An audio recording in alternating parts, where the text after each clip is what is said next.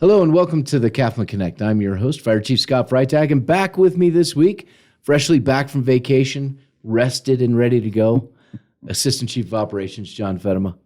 I'm just glad you're having me back employed here after Cody and I had a wonderful time at the last podcast. A great dialogue with you while you were there. I saw that. Yes. So I appreciate that I'm still here. Yeah. Well, a couple things. First, Jen would like to know how you were able to keep me silent. We don't know. So she's looking for some insight from you on that. But it was funny because when I was talking to the office today before we came over to record, they're like, yeah, Chief Feddema used a lot of words. He actually talked in the last one. I'm like, well, he was forced. Well, I was forced, and you weren't there in person. Right. More in spirit, but you weren't there to fill in the rest of it. So somebody had to fill it in, and I think Cody did a good job, too. I think he would certainly be a perfect co-host in the future as well. Absolutely. He's going to be back. And, of all the guests that we've had, I mean, Andrew was great. He was definitely into it. He had enjoyed it. Patty Brookins last week. Yep. She's like, I want to do this again. That was fun. Perfect. So, and then, we gave a shout out to our pipes and drums last week. Yeah. Again, fantastic musicians. Yep. And Doug Copenhaver reached out and said, hey, thanks, Chief. I'm like, hey, you know what? I have an idea. And he said, absolutely. So we're going to have Doug on the podcast, and we're going to talk about pipes and drums and kind of the history, where that came from. Yeah. If he wears a kilt, I don't even want to go there. Well, the camera is positioned pretty well for that. That's true. So, yeah, that would work. So, I came back from vacation. You left for vacation, and some things happened back here that were kind of rough the last week and a half, and will continue to be that way through the memorial on Saturday with the loss of firefighter Ty Seats. Yep. And I think in the days and weeks and months that follow, we may see some folks who struggle a little bit with the emotional side of this, because you have the Granite Mountain 19 incident here. This could be a trigger for some folks, and not just. I think it's important to talk about. It's not just the folks who work for us or work for Prescott Fire Department who put the uniform on every day and come into work, because we're so tightly tied to the family. Sure. Well, you look at the community itself. We're not a large community. Right. There's a lot of people that knew Ty and certainly know the family, and obviously the family is tightly knit within both organizations for Prescott and CAFMA. So it you don't always realize, in a situation like this, how much of an impact it has on people until you start talking with them. Even as I go around the stations and talking to, the different folks, it has a lot of, impact on a lot of different people. Yeah. Well, and I think we need to look at our significant others, wife, husband, girlfriend, boyfriend, whatever it is, because they live this with us. And sometimes we forget that our job, our profession, does have an impact on them. And so as the fire chief and as the assistant chief here, we often look at, wow, how's the crew doing? Mm-hmm. But I think the other question we have to ask is, how's their family doing? The crew that ran the call where we lost Ty, they had lost a young boy just the week before. Yes. And so it was a very tough week for those folks on that crew, and not just for them, because when they go home, they're trying to deal with this, and our significant others don't always understand what we're going through because we don't tell them. Yeah, and even when you got to be careful. I think even when you do tell them. I mean, I've a very good relationship with my wife, and I've brought home many different things, but I've also held back on many different things. But at the same time, it's interesting talking to her. She remembers different moments in time where I was affected by one call or another, even more so now than I remember. So she obviously had a significant impact on her. And I think, like you say, it's about trying to balance that. Yeah. And I think that goes back to, I remember even for personally, some of the best support I got was the peer support from the crew members. The same individuals that are out there running the calls, doing the work. There's a lot of strength that comes from that dynamic. Right. Well, and let's talk about the peer members for a moment. Fantastic program. I think what is unique, and maybe it is, maybe it's not, in our area is that I think the way we look at it anyways, when we look at peer support or we look at the idea of fire family, we don't draw that line between the Prescott Fire Department and CAFMA. Sure. I think we see ourselves as one. And then the community should as well, because when you call 911, it's whoever's closest is going to go. And the only way you're going to know the difference is if you actually read the uniform or read the logo on the engine. Yeah. Otherwise, we operate it as one. Yeah. And with the loss of Ty, we've operated as one because we're so, as you mentioned, intertwined. And the great thing is that we do the same thing with the peer support folks. Yes. There's peer support trained in Prescott Fire Department. There's peer support trained here, and they are simply intermingled. Yeah. And I think some of the not just the actual team members themselves, right, which is a huge value that comes from that, but even just the crew dynamic, right, having, sitting around the table and, having those conversations about those difficult calls. There was a lot of, the strength that I got throughout my career, the encouragement that I got throughout my career was from that dynamic. Sure. And the benefit, no different than you see in the military, the benefit right, of a peer is that you don't have to fill in the details. Right. They can fill in the details. You can say something about a difficult call, an infant code, or anything that you know is difficult, and immediately you can fill in all the details. You know the feeling of what it means to be there, even if you weren't on the call. Right. You know what that feels like, and so that's the benefit of that peer. And I think you see it in the military as well. Absolutely. I mean, they can talk about a probably serving time overseas in a certain town at a certain time period, and for the people that were there, you don't have to explain anything more. No. You can say I served in Ramadi, in this time period, and say no more. We know the loss that was suffered at that point. So I think that's where the strength comes from in a peer environment. Sure. is the strength of understanding and the encouragement that can come from that. And there are many in the community, and I think our folks know, though, but there's a lot of people who may not understand that when a crew experiences a traumatic event, the call, the type of call they run on, whatever it is, we don't mandate that they go home. Sure. And the reason for that is because if we just send them home, they're going to a place where they're going to sit by themselves or sit with their family. They can't look to their family and say, I ran this. Yeah. You don't want to expose your family to that trauma. So oftentimes we'll give them the option, but they opt to stay together as a crew because they feel like there's a crew dynamic, a peer situation. And critical incident stress debriefing has changed over the years to the peer support where when you sit down with the folks who ran the call, because the initial incident, that initial trauma isn't where you start seeing problems. It's the days, weeks, months later. And so the idea is you sit down, you acknowledge, hey, we ran a very difficult call today. Yeah. John, how are you doing? I'm good right now. Great. Here's some things that we need to look for in each other. And I know this particular crew made sure that they were calling each other on their days off. Make sure they were doing okay, following up. They were sharing little bits with their family, enough that their family understood that they were struggling with some things. And, it's good to bring those folks together and understand it. And that's one of the reasons that we're looking at trying to put together it's not the Partners Academy, but we want to get like Carrie Ramallah, who handles a lot of peer support, and bring the significant others in to sit down and have a conversation about what is peer support? Mm-hmm. Why is it important? Why is it important for you as a significant other to understand what your loved one may be going through after they experience a trauma in the field? Yeah. And just to have some tools, because if we're on a crew together, I'm going to see you typically 10 days a month, but Becky is going to be with you 20 days a month. Yeah.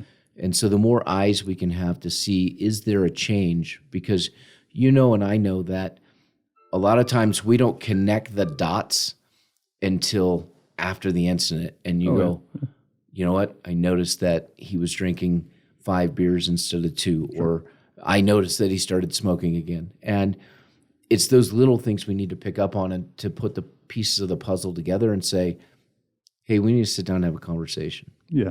And I think you take out of the equation right now, obviously, the most recent events, and you look at just, a career in the fire service. Sure. Like you say, that there's going to be so many incidents of trauma that I don't think we were designed to see. Right. So still we have to figure out how do we process, that.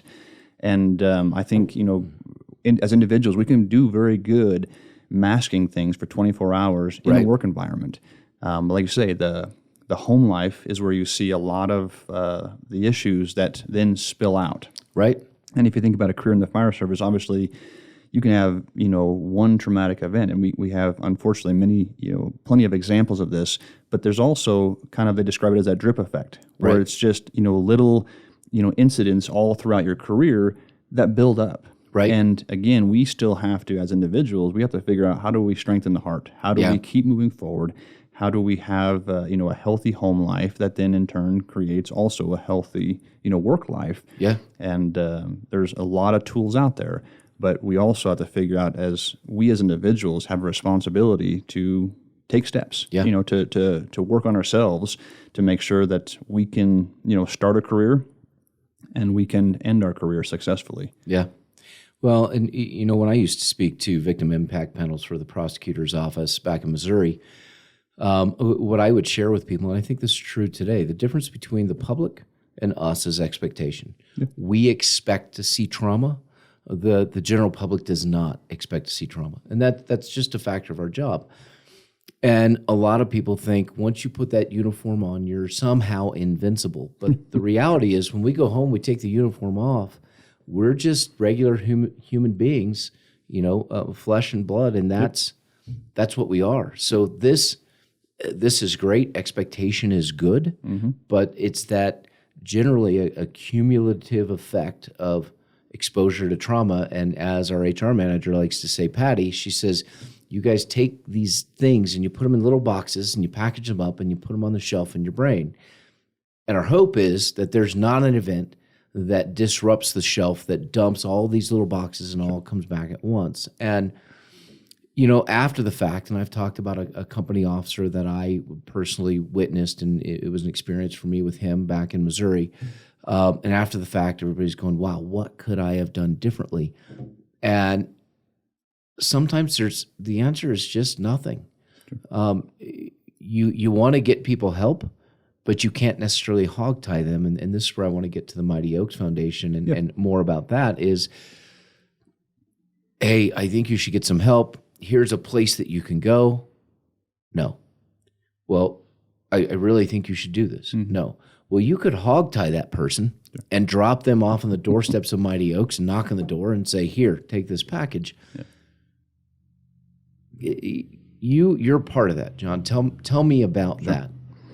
Well, you look at, I'm certainly not a mental health expert, so we'll make sure that's clear right now. Neither am I.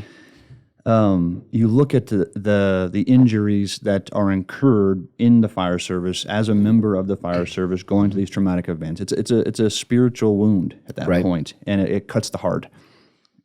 It's different than a wound, a scar on your arm, where you, like you say, you legitimately can take somebody and strap them down and bandage their arm, and it'll heal. Right. The body will heal itself. That's not the same for like you say, the mental health side of it. There has to be a desire by the individual to want to get better. Right. And, like you say, having the opportunity to go to the Mighty Oaks, I've had the opportunity to attend and, attend a second phase as more of observation. And it was interesting because the second phase that I went through, one of the members, they I think they called it like recirculating, was back. And he was back for a second time. And he was in the small group that I had the opportunity to observe, and it was interesting listening to him. And he was very clear that the first time he came, it wasn't because he wanted to. It wasn't because he he wanted to fix anything about him. He had, an alcohol problem. He had, Right. a bunch of other problems, and his family life was falling apart. But he didn't want help. Right. But he was convinced to get there. He got there. He sat in the seat, but there was no change in him. So like you say, the Mighty Oaks is a great organization, a great faith-based, component to help people get stronger, to strengthen the heart, but you have to want to. Yes. Otherwise, all the information in the world doesn't do anything for you to help you make good decisions. Because really, a lot of what the program is helping people make good decisions. And whether it's in mindset, whether it's in their finances, whether it's in their marriage, whether it's with their raising their children, it's very specific instances and teachings on here's how you do better in these areas. Sure. But you have to want to do better. Yeah. And some of the benefit of a program like that is it's being led by peers who have their own struggles, have had their own failures, and have come back, and said, I can get better. I finally wanted to get better, and this is what I did to get better. Right. So, like I say, all the peer support, all the programs that are out there are a catalyst to help somebody get better. But really, you're coming alongside them to help them get better. Right. Because forcing somebody in there doesn't necessarily heal the spiritual aspect of what the long-term trauma does. Right.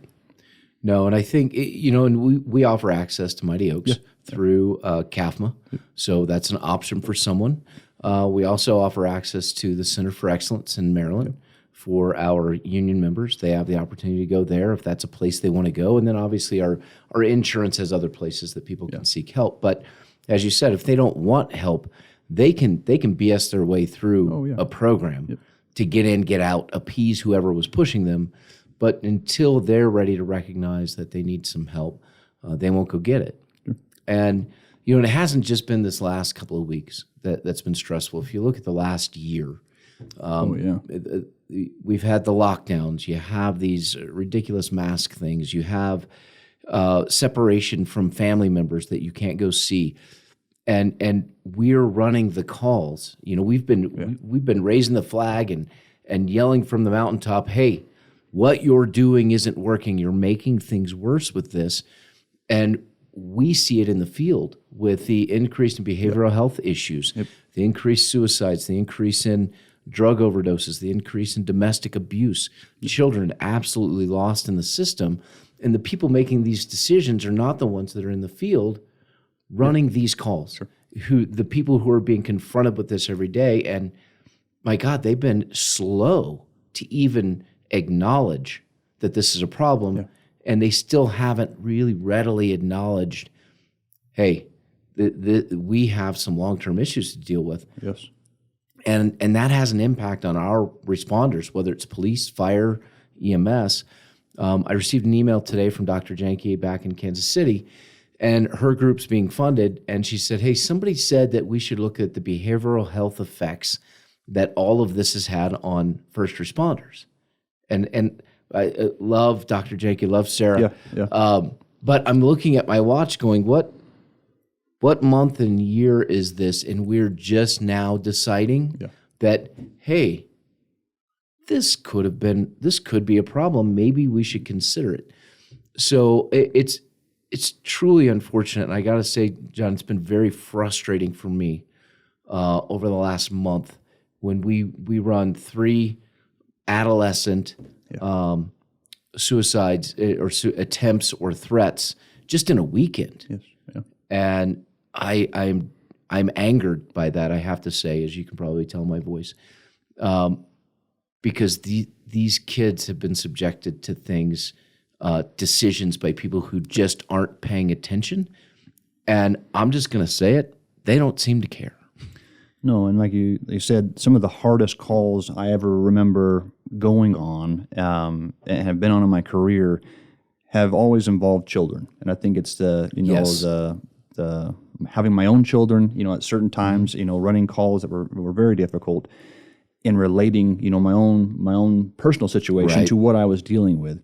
That the challenge for that we see with running calls on kids is they've had no choice in the circumstance that they are in.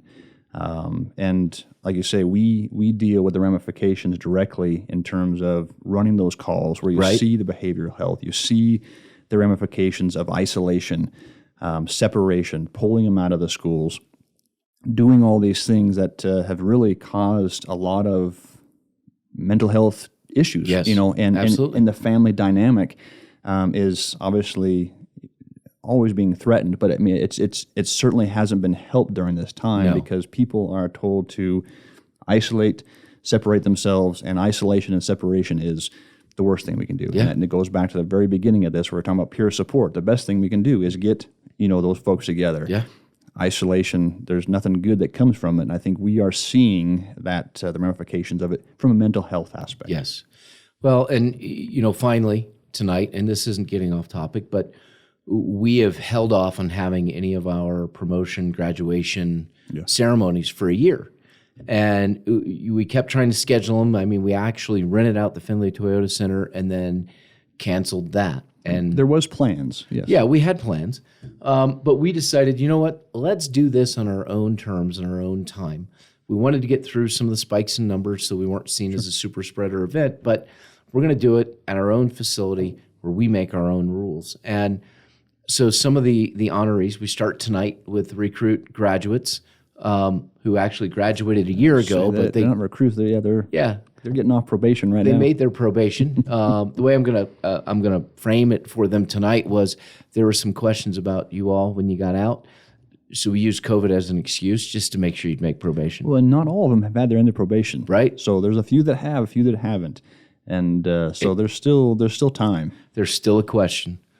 But, the reason we did that, John, is because family. Yeah.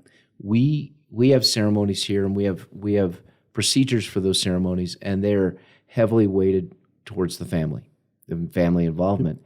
And we just weren't willing to have those celebrations without actually having a celebration. Yeah. And so I've had some of the folks being honored over the next couple of weeks or their significant others contact me and say, Chief, what are the limitations? Can we invite family to this? And I said, yes. The only stipulation is there are no stipulations. So if you're not keep that in mind, yeah. Yeah, if you're not comfortable with the no stipulations thing, this may not be the place you want to be. But our intent is that this is the family event that we've always had. We're approaching it as we normally would pre-COVID. We did have to divide it up over 3 weeks because when you have 45 people we need to honor. It would have been a long ceremony. Yeah, very long ceremony, and we just can't fit 500 people at Carta to do this.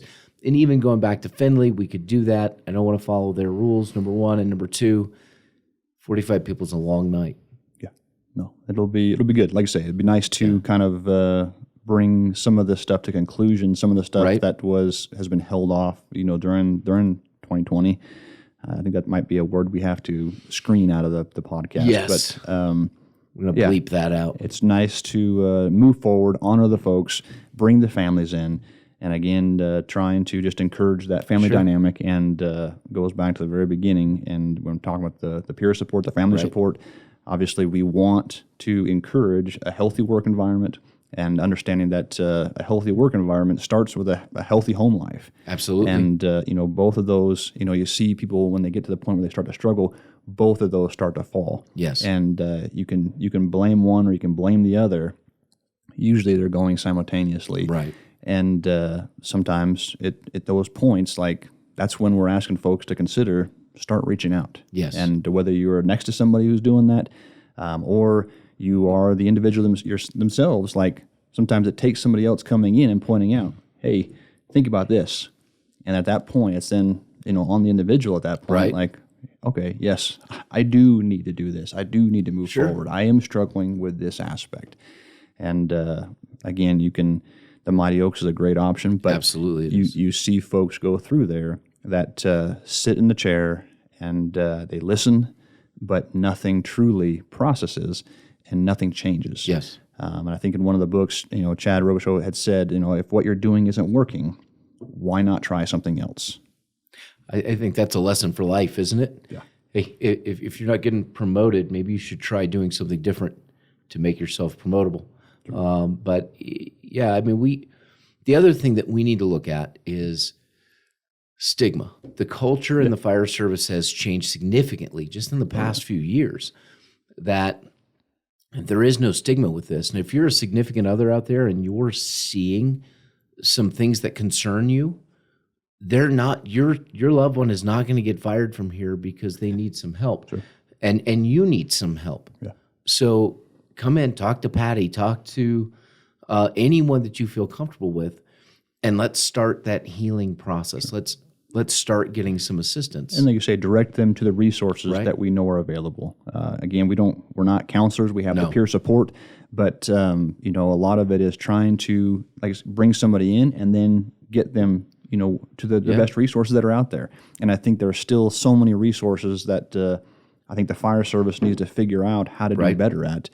You know, from you know, competent, you know, help that is related to the fire service. I think there's a lot of work that still needs to be done, but there are still resources now. And I think trying to help folks and be that kind of you know, that gateway on getting to those things that they need.